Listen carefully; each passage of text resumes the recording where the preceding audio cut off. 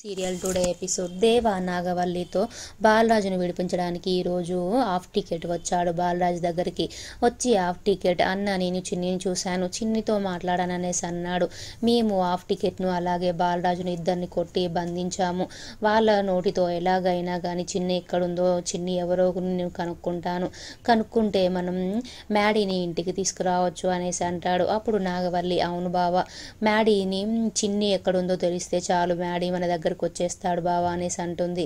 నాగవల్లి ఇప్పుడు మన టైం నడుస్తుంది బావా అనేసి అంటుంది. అప్పుడు దేవా కూడా అవును నాగవల్లి ఇప్పటి నుంచి మన టైమే నడుస్తుంది అనేసి దేవా వెళ్ళిపోతాడు. అప్పుడు నాగవల్లి అవును బావా ఇప్పటి నుంచి మన టైమే నడుస్తుంది, మనల్ని ఆపే ధైర్యం ఎవరికి లేదు, ఆ మధుకి కూడా గుణపాఠం చెప్తున్నాను, తనని కూడా ఒక స్కామ్లో ఇరికిస్తున్నాను అనేసి తన మనసులో అనుకుంటుంది.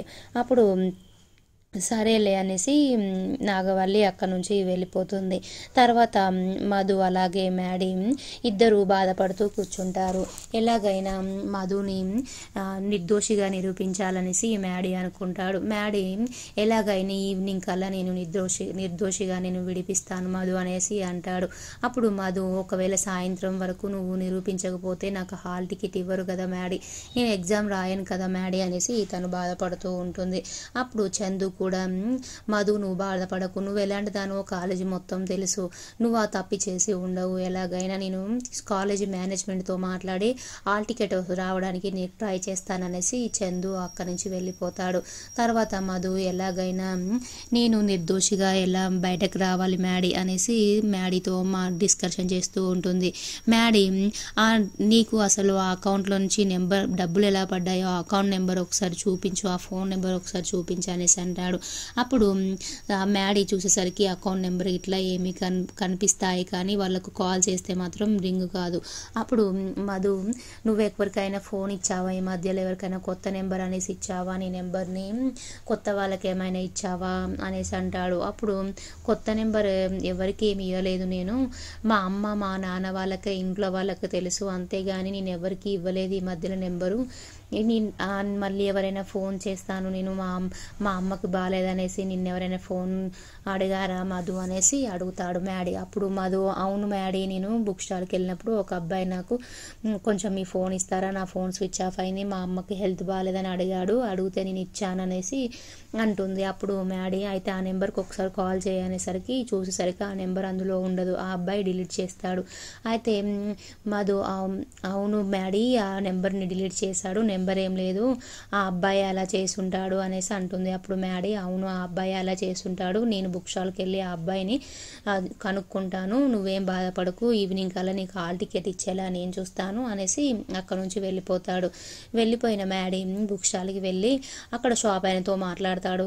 ఆ రోజు మా ఫ్రెండ్ మధు ఇక్కడికి వచ్చి బుక్స్ తీసుకుంది, ఒక అబ్బాయి వచ్చి తనని వాళ్ళ అమ్మ హెల్త్ బాగాలేదనేసి ఫోన్ తీసుకున్నాడంట, తను అసలు ఇప్పుడు చాలా ప్రమాదంలో ఉంది, హాల్ టికెట్ ఇవ్వనంటున్నాడు మా సారు, మా ఫ్రెండ్ నెంబర్ని హ్యాక్ చేసి తన అకౌంట్లో డబ్బులు వేశారు, మా ఫ్రెండ్ మధు అకౌంట్లో, వాళ్ళు పెద్ద స్కామ్ చేశారండి మా మధుని, ఎలాగైనా మేము తనని నిర్దోషిగా విడిపించి తనకి హాల్ టికెట్ వచ్చేలా చేయాలి, కొంచెం చిన్న హెల్ప్ చేయండి సార్ అనేసి మ్యాడీ బుక్ స్టాల్ అయినా అడుగుతాడు. అప్పుడు ఆ బుక్ స్టాల్ అయినా సరే బాబు అనేసి సీసీ కెమెరా ఫుటేజ్ చూపిస్తాడు. అప్పుడు మ్యాడీ మధు ఉన్న అబ్బాయి ఉన్న ఫొటోస్ చూసి ఆ అబ్బాయి సార్ అనేసి ఆ అబ్బాయిని ఫోటో తీసుకుంటాడు. తీసుకొని బయటికి వచ్చి అందరికీ కాల్ చేస్తాడు వాళ్ళ ఫ్రెండ్స్కి, రాహుల్ నేను ఒక అబ్బాయి ఫోటో పంపించాను, అలాగే ఒక వీడియో పెట్టాను, ఇది సోషల్ మీడియాలో వైరల్ చేయండి, ఆ అబ్బాయి ఎక్కడ ఉన్నాడో ఎవరైనా ఒకరు కాల్ చేసి మనకు చెప్తారు అనేసి అంటాడు. అప్పుడు రాహుల్ సోషల్ మీడియాలో పోస్టును మొత్తం వైరల్ చేస్తాడు. చేసిన తర్వాత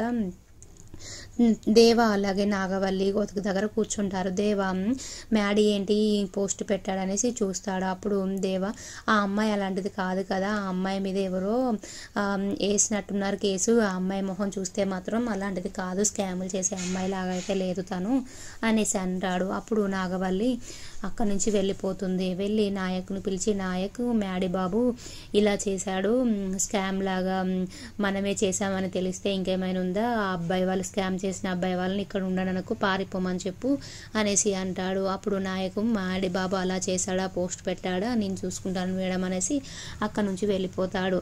తర్వాత మ్యాడీ ఆ అబ్బాయి కోసం వెతుకుతాడు, కానీ ఆ అబ్బాయి మాత్రం దొరకడు. తర్వాత కాలేజీలో చందు అందరికీ హాల్ టికెట్స్ ఇస్తూ ఉంటాడు. ఇస్తూ ఉంటే మధు కూడా అక్కడ నిల్చుంటుంది.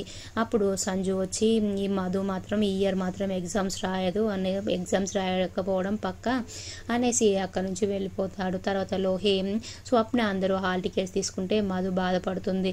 చందు నేను మేనేజ్మెంట్తో కూడా మాట్లాడాను మధు, కానీ సార్ వాళ్ళు హాల్ టికెట్ ఇవ్వడం కుదరదన్నారు అనేసి చెప్తాడు. అప్పుడు మధు చాలా బాధపడుతూ మళ్ళీ ఒకసారి నేను ప్రిన్సిపల్ సార్ని అడుగుతాను అనేసి అనుకుంటూ ప్రిన్సిపల్ దగ్గరికి వెళ్తుంది.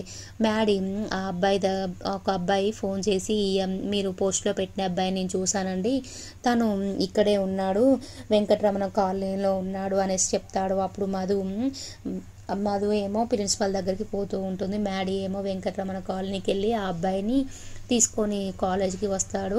అంతలోనే మధు ప్రిన్సిపల్తో మాట్లాడుతూ ఉంటుంది. సార్ నేను ఆ తప్పు చేయలేదు సార్, ఎవరిని పాస్ చేపిస్తానని డబ్బులు తీసుకోలేదు సార్ అనేసి అంటాడు. అప్పుడు ప్రిన్సిపల్ సార్ నువ్వే చేసావమ్మా, నువ్వు చేయని నీ అకౌంట్లకు డబ్బులు ఎలా పడతాయి, అయినా ఇంత సాక్ష్యాలు కళ్ళ ముందు ఉన్నాక ఎవరైనా నమ్ముతారా అమ్మా అనేసి అంటాడు.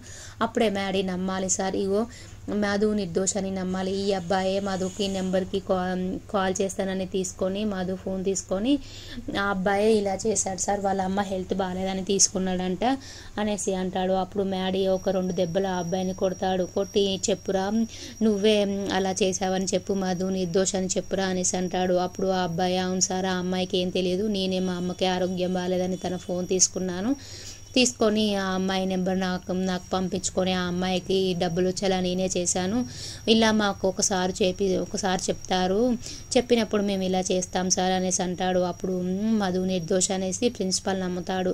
చందు ఆ అబ్బాయిని పోలీసులకు పట్టియండి, అలాగే మధుకి కూడా హాల్ టికెట్ ఇవ్వని చెప్తాడు. అప్పుడు చందు సరే అనేసి పోలీస్ స్టేషన్కి ఫోన్ చేస్తాడు.